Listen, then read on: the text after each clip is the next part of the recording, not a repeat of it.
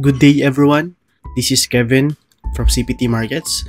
Sa video na to, ipapakita ko sa inyo paano mag-deposit sa ating trading account using CPT Markets. Okay, so punta lang kayo ng client login. Tapos, input nyo po yung email and password. Then, it will be directed to your client portal. On the left side, click nyo po yung funds. Tapos, deposit. And, piliin nyo po yung PHP, Philippine Peso. Then, Payment Asia.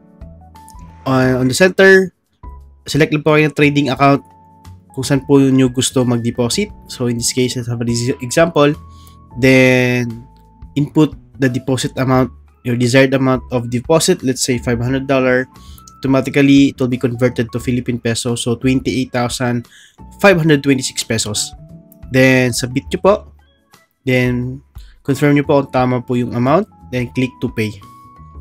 Click pay now.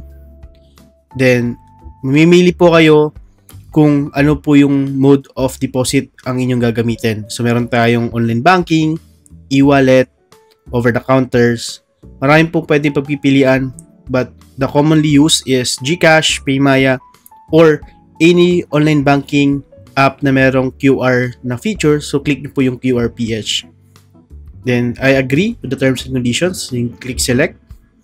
Okay, lalabas po itong QR code. Open nyo po yung app nyo. Scan nyo po ito. And automatically, it will be credited to your trading account. So, yun lang po.